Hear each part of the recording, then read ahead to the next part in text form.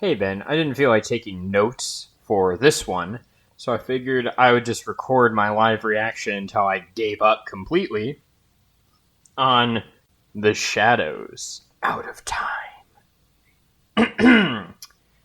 by Hits Ponies Lovecraft. After 22 years of nightmare and terror, saved only by a desperate conviction of the mythical source of certain impressions, I am unwilling to vouch for the truth of that which I think I found in Western Australia on the night of July 17th to 18th, 1935. So he picked a good continent. Australia has some pretty objectively horrifying things, especially for a man who has never left New England. There is reason to hope that my experience was wholly or partly an hallucination. That's not the right... It's a hallucination. Whatever. For which, indeed, abundant causes exist. By the way, you can just delete all this, or if there's anything you actually like, you can throw them at the end of the final episode. I don't give a fuck. I'm bored and I'm unemployed, Ben. Much like Lovecraft. If the thing did happen, then man must be prepared to accept the notions of the cosmos and his own place in the seething vortex of time, whose merest mention is paralyzing. He must too be placed on guard against a specific lurking peril, which, though it will never engulf the whole race, it might go after some of the more venturous members. Oh, and now he's urging them to abandon all attempts at unearthing those fragments of unknown primordial masonry, which my expedition set out to investigate. So he's combined his love of abandoning things with his love of architecture. And that's the conflict, it seems like. Does he love architecture so much he would never abandon it, or is his fear going to overpower him? Let's see. He had an object that he lost. So it looks like he's writing a report again. This is just like his other ones, Ben. This is... I can see why he thought this wouldn't hold my attention. Alright, so he's going to give... Okay, first of all, he has a son, which is impossible for me to imagine. And his son is a professor at Miskatonic University. This tiny university in the middle of New England. Is it tiny, though? With how often it's mentioned, it feels like it's a big deal, like Harvard or something. He's still talking about... Oh, his name is Nathaniel. Okay. He gets points, Ben. My name is Nathaniel Wingate Peasley. And those who recall the newspaper tales of a generation back... Ooh, I don't like where this is going. Or the letters and articles in psychological journals 6 or 7 years ago. Don't pretend like you know psychology. Will know who and what I am. And what I'm about. Press was filled with details of my extreme amnesia in 1908 to 1913. And much was made of the traditions of horror, madness, and witchcraft of lurk behind blah, blah, blah. Yet I would have it known that there is nothing whatever of the mad or sinister in my heredity and early life. A highly important fact in view of the shadow which fell so suddenly upon me from outside sources. He italicized that, so that's important, Ben. Maybe centuries of dark brooding have given a crumbling, whisper-haunted Arkham a peculiar vulnerability as regards such shadows. Maybe the problem's New England. Like, all this horrible shit seems to happen to people from New England. Maybe we should just get rid of New England. Maybe that's the problem, Ben. Though even this seems doubtful in light of those other cases which I later came to study. But the chief point is that my own ancestry and background are altogether normal. You just said that. That's one, okay? That's repeat, okay? 3 strikes and you're the fuck out of here. What came from somewhere else? Okay, you just... Or even now hesitated at a certain point in words. I am the son of Jonathan and Hannah Wingate Peasley, both of wholesome old Haverhill stock. Oh, God. can you stop talking about your genetics, Lovecraft? I know you've literally got nothing else going on, and also, if I look at you, your genetics are kind of not great, because I'm convinced your father's a penguin. Alright. The old homestead and I was born and reared in Haverhill at the old homestead in Boardman Street, near Golden Hill, and did not go to Arkham until I entered Miskatonic University. That was in 1889. After my graduation, I started economics at Harvard, a much better university than that shitty Miskatonic, but then he came back to it to teach political economy. Dude, Lovecraft. Okay, I guess it's okay as long as he doesn't start talking about political economy. Okay, he's talking about how his life is happy. He got married, which is believable, and then had children, which is completely unbelievable. I became an associate professor, then full professor. And he didn't have any interest in occultism or abnormal psychology, which sounds like a stupid thing to bring up. But I guess it's going to make a lot of sense soon, Ben, when the shadow comes from outside. Alright. It was on Thursday, May 14th, 1908, that the queer amnesia came. The thing was quite sudden, though later I realized that certain brief, glimmering visions of several hours previous, chaotic visions which disturbed me greatly because they were so unprecedented, must have formed premonitory symptoms. Premonitory. God, I'm dumb. It's the voice. I'm making weird fucking... Okay. Alright. I was answering a text. Alright, my head was aching and had a singular feeling other than me that someone else was trying to get possession of my thought. Okay. Collapse occurred around 10:20 a.m. while I was conducting a class in Political Economy 6. Political Economy 6. Now, this might be a bad faith criticism. I have never had a course that went beyond 3 or possibly 4. After 4, they called it something else, or it was like an independent study. But that's fine. He doesn't know that. Maybe it's different at this fictional university. I'm being a dick. Alright. Oh, this Political Economy 6 was for juniors and a few sophomores. He has these strange shapes before my eyes. Maybe he looked at a light bulb and blinked, and maybe that was it. I feel as I was in a grotesque room other than the classroom. Silent Hill. My thoughts and speech wandered from my subject. Sounds like you're having a stroke, dude. And the student saw that something was gravely missed. Then I sunk down, unconscious in my chair, in a stupor from which no one could arouse me. Nor did my rightful faculties again look out upon the daylight of our normal world for 5 years, 4 months, and 13 days. Actually, this is not terrible so far, Ben. I'm shocked. It is, of course, from others that I have learned what followed. I eschewed no sign of consciousness for 16.5 hours. What did they do back then about hydrating you if they didn't have IVs? I mean, I know you can survive for 16 hours without water, but it's a thought that occurred to me. Alright. Though removed to my home at 27 Crane Street and given the best of medical attention. This was before, hospitals that were not just community hospitals, or even then house calls, so, that makes sense. At 3 a.m., May 15th, my eyes opened and I began to speak, but before long the doctors of my family were thoroughly frightened by the trend of my expression and language. It was clear that I had no remembrance of my identity or my past, though for some reason I seemed anxious to conceal this lack of knowledge. Okay. Are you possessed?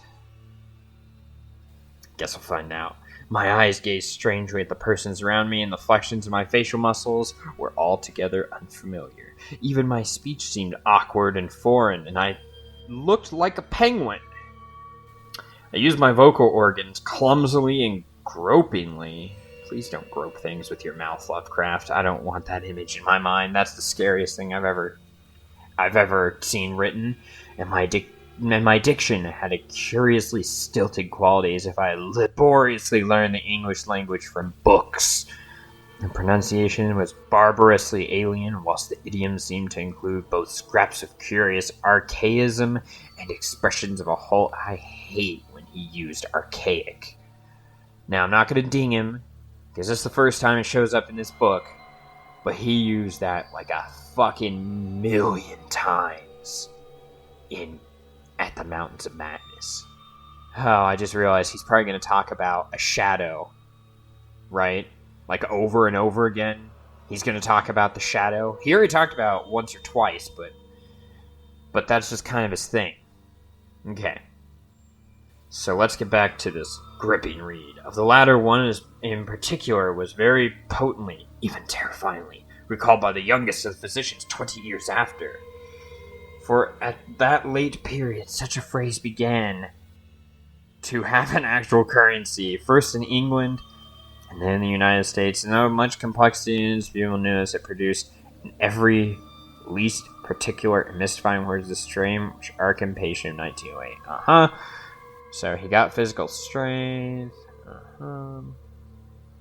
He had to re-educate himself how to use his hands. Admitted openly, became eager for information of all sorts. Indeed, it seemed to the doctors I had lost interest in my proper personality as soon as I found the case of amnesia accepted as a natural thing. Very suspicious, Hewlett Packard Lovecraft. You have intrigued me with this stuff that you are foreshadowing that is very mysterious. And those of my chief efforts were to master certain points in history, science, art, language, and folklore, and also nuclear secrets. I know. It's just... Okay. Some of them tremendously abstruse and other childishly simple, which remained very oddly in many cases outside my consciousness. At the same time, he noticed that I had an inexplicable command of many almost unknown sorts of knowledge. Ooh, I wonder what's going on. Command which I seemed to wish to hide rather than display. I would inadvertently refer... Nope. Kindle fucked up.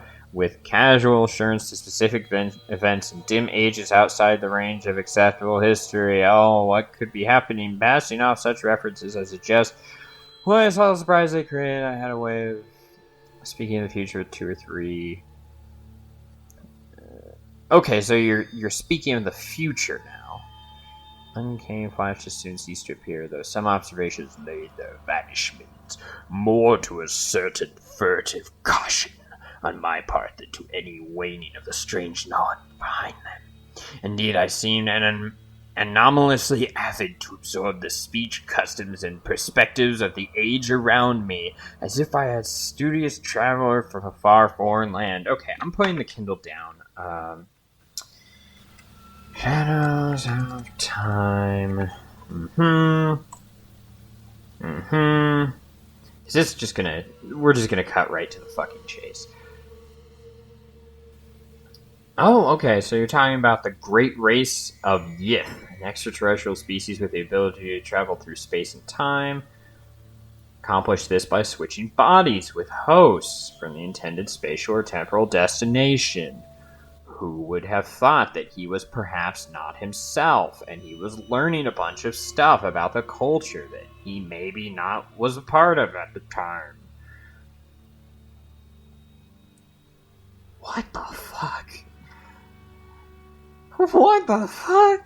Okay, I'm not gonna read any more. I read the Wikipedia plot, and it's like, okay, yeah, he's being possessed. That makes sense. It's very fucking obvious. You're not clever. I know. I'm just railing on this poor fucker.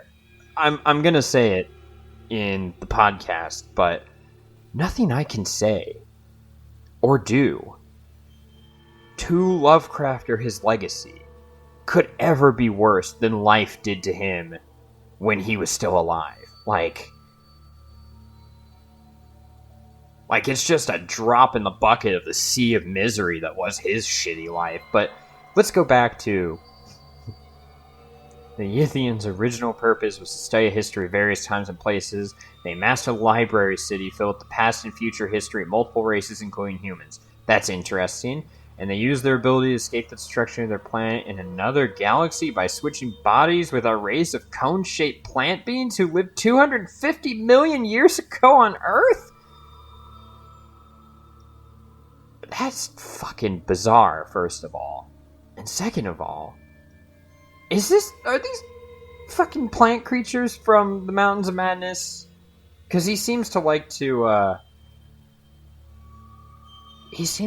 fucking talk about, oh my god, what? Hold on. He mentions the protagonist from At the Mountains of Madness, who also goes to that Australian unearthing. Why wouldn't that guy just phone it in at that point? Like, I think maybe the problem is him. Like, okay, you went to Antarctica and you found actual alien beings, and then you just... That's when you're done. Like, you retire from field work at that point. You don't keep tempting fate. Okay, well, let's continue. Okay, and then he goes to the college library at all hours. Makes a lot of sense. So wait a minute. If I don't know if these creatures took over, these Yithians or whatever the hell they're called, they possess the elder beings from At the Mountains of Madness. But if so, they are really bad at escaping the devastation of society, aren't they? Okay, let's continue. Real friendliness, however, I encountered little. Something in my aspect and speech seemed to excite vague fears and aversions in everyone I met, as if I were being infinitely... Oh, okay, yeah, we're done. We're fucking done. Okay? He didn't repeat the same words over and over and over and over and over and over and over and over and over and over again. And he didn't really use a lot of weird racial shit. He did bring up the stock of his breed. But he keeps bringing up the same concept of, wow, it was really weird how, like, I was almost like I was a different person. Isn't that weird? Isn't it weird that I was different, and I was acting different, and I was being different? So let me see, how many pages did I get? 1, 2, 3, 4, 5, 6, 7, 8, 9. I got 9 pages on Kindle. Let me see how many actual pages that is. So, 1 page. Page 133, probably towards the bottom of that page. I got through 132 and 133. And okay. He actually did do...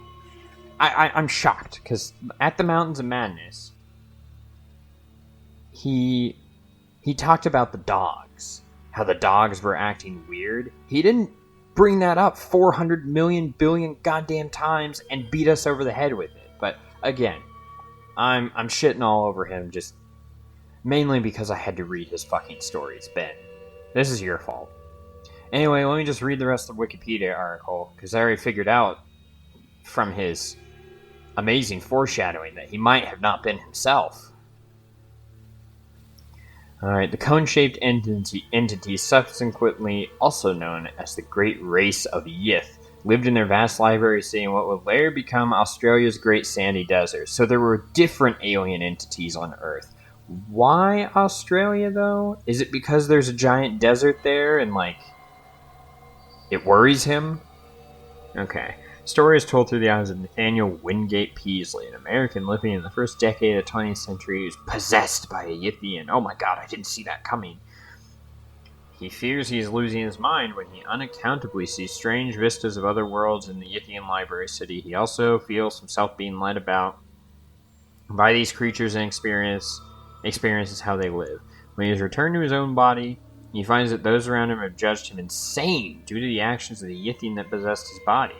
While he was experiencing Yithian existence in Earth's ancient past, the Yithian occupying his body was experiencing a human one in present day. You know, that sounds like a really funny movie.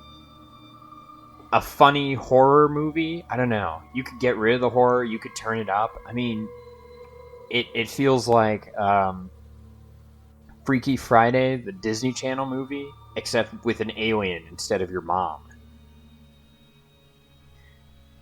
Okay.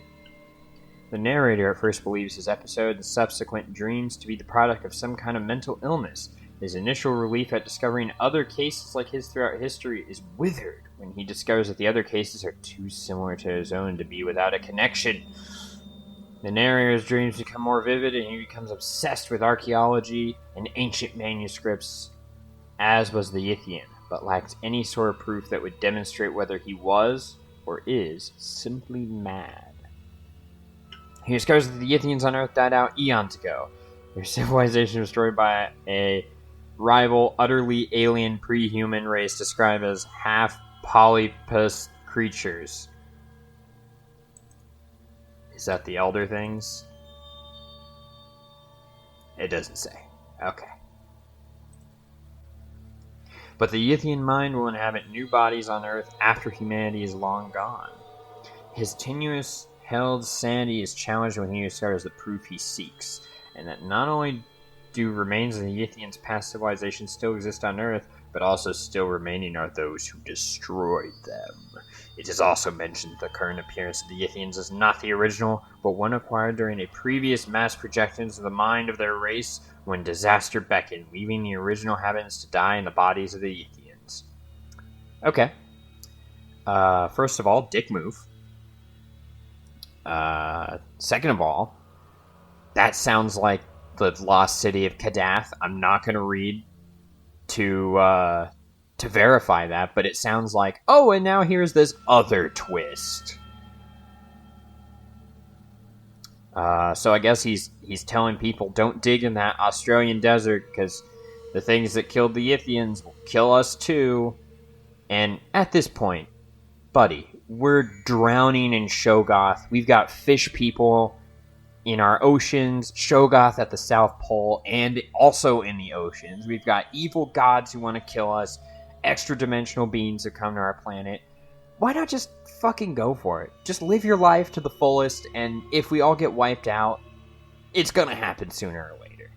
Like, why are you clinging to life so much if your life consists of hiding inside of your house forever in New England? Alright, that's all been. What a fucking waste of my time.